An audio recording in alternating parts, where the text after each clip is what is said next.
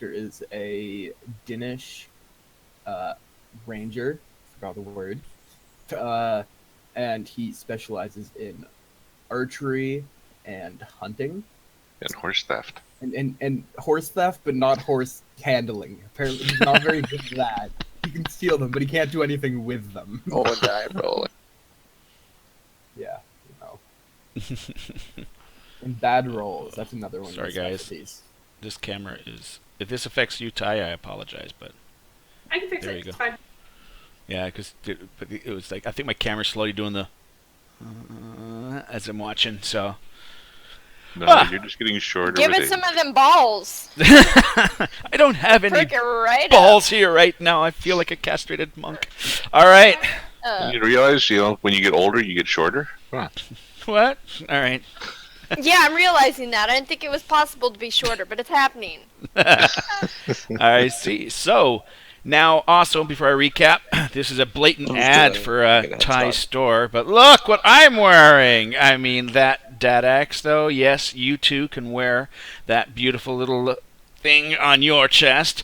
Check out Thai's chai. Ooh, chai. Will there we be a go. future Chai in which I time. may wear this on my ass and or crotch? Yep.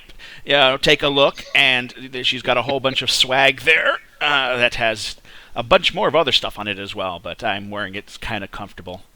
And I didn't have to pay duty on it. Dadax, and there will be a few other D&D inspired items in that store eventually as well, but Dadax, though, is definitely one of the best. And I am also throwing a bit of swag, which is some of the old designs I've been doing, and I also am looking at making some new designs as well, though my group is with the Tea Company or whatever, which basically it says it expires in so many days, but in true fact, it just recycles and keeps going. So I'm looking at different people, but they were with who I was with in the past, and they seem to be okay. So that being said, let us get to the story. If you haven't, all the chapters are now organized into a beautiful collection of playlists that you can watch from the first episode onwards.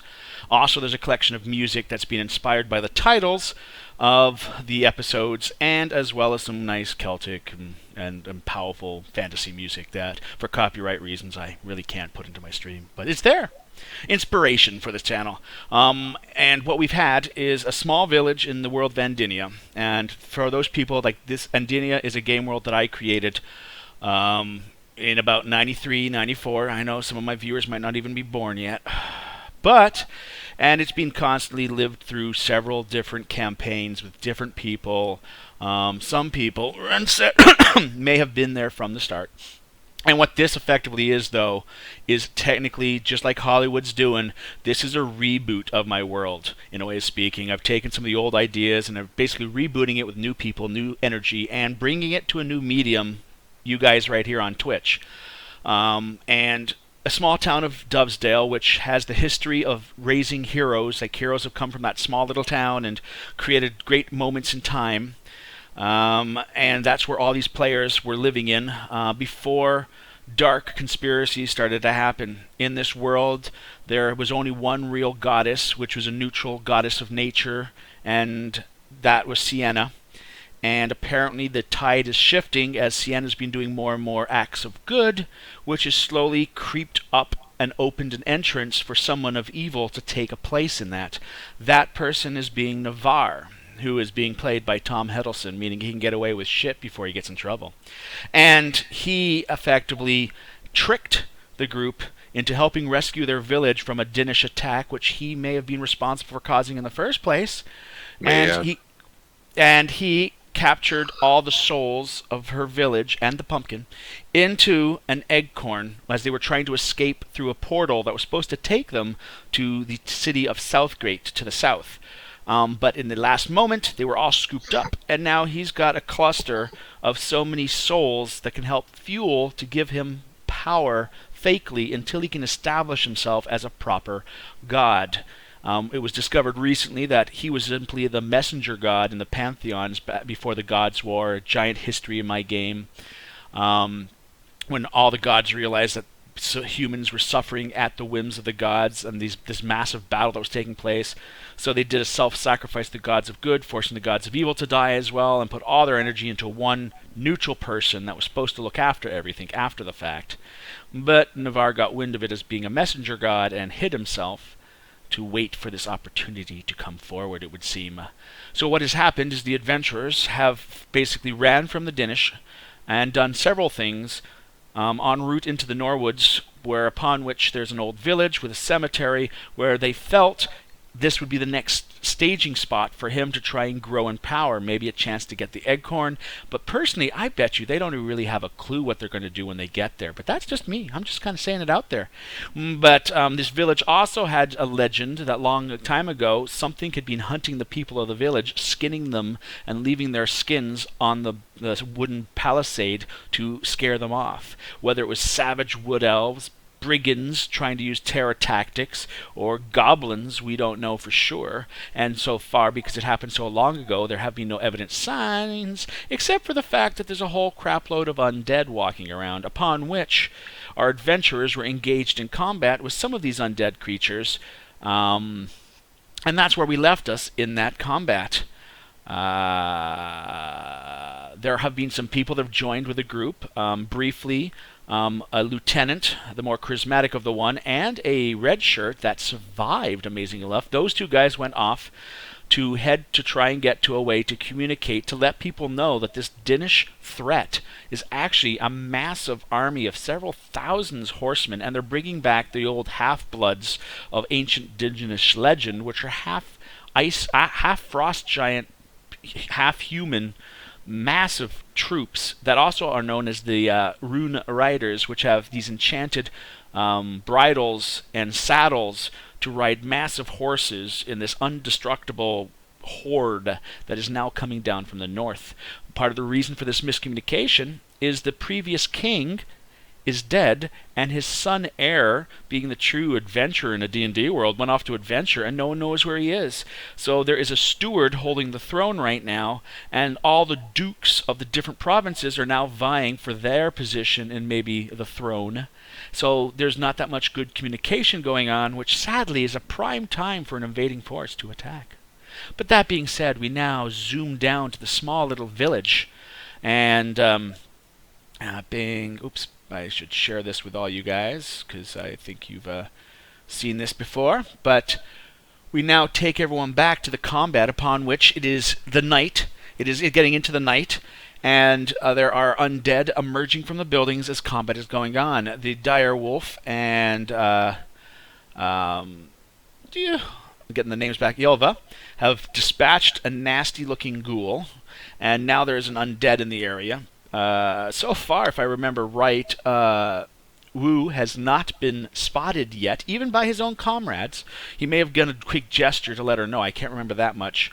And we've had some sneaking around and moving where Renset's character has now disappeared into a building as Tazdrin is done a sneak attack, has attacked from the rear on the skeleton. And we're now at the top of the clock for the initiative. And, one other thing that should be noted. Samuel. Samuel was a confused priest.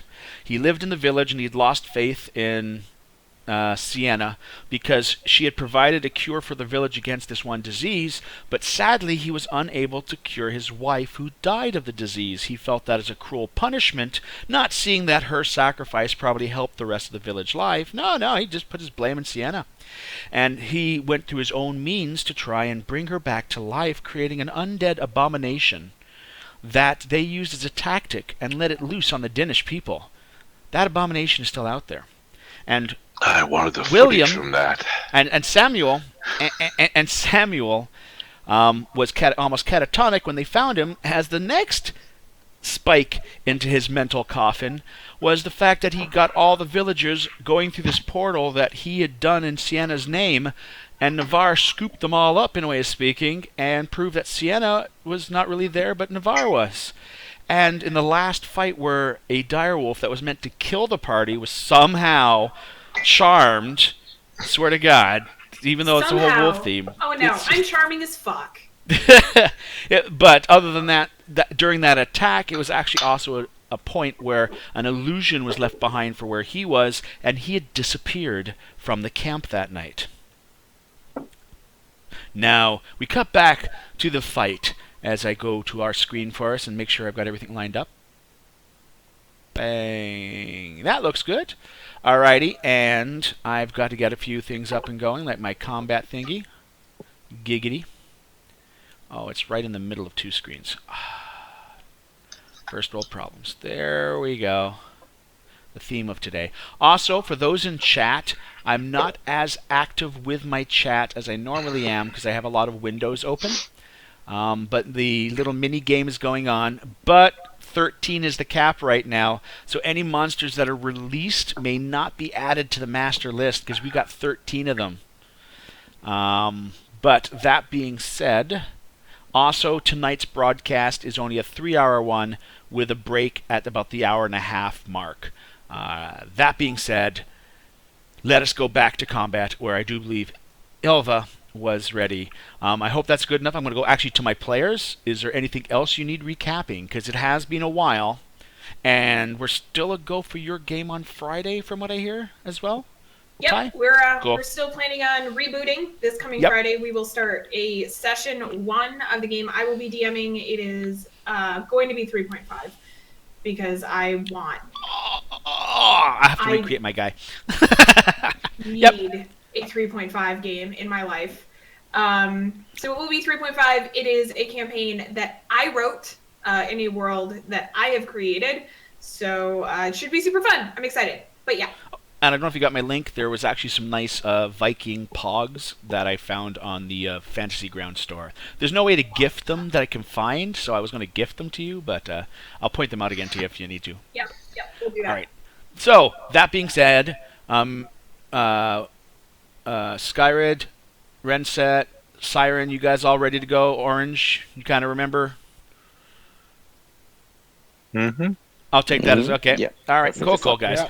So, at the top of the clock, Ilva, we have a recap. You have, you can zoom into your map here. You've still got that one skeleton that is Who's being prone? affected. Yep. Who is So- prone? He's still on his. It's still. I think Yeah. there's a little icon. Badly hurt. Yep. There's an icon that you can barely see, but there's a little. Ooh, he's There's a he's little breakdancing. arrow Look at in him. his I want to hit him in his stupid face. You got it.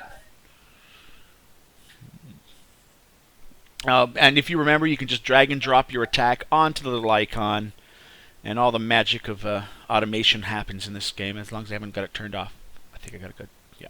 Oh my god, I forgot how to use this software since the last time I used it. Where is my... If you double click on your Actions. character, yeah, under actions. Actions tab.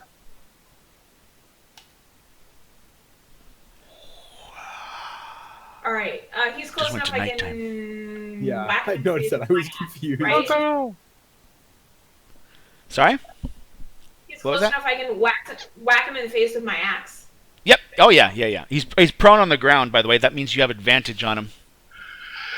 Yeah, Oh. that's crit. Crit. Yes, because you're a champion. Your crit range Yeah. is increased. Yep. What's So the you should damage? be able to drop dice on him, and it should automatically roll for the critical as well for you, because it remembers the last thing. Get fucked. Would you like to describe? We have already look at that 5 seconds into recapping. How would this guy die? He's prone on the ground, and you bring that axe down. Right through the middle of his belly and cleave him in two. You got it. Shatter. Body spreads around. All right, and that was what number? 25. 25. Bang. Alrighty, and then our next person is bing, ding. The ding goes on to Tazdrin. Yes. Okay.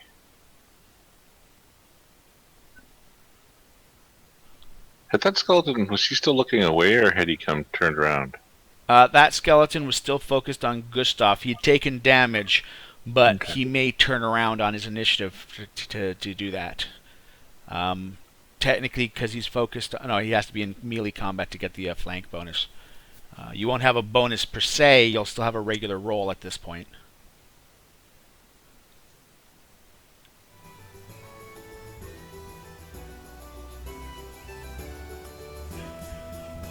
Right. Exceed and dying, and there we go. That was what number? 13. Number 13. Number 13 is in the house no longer.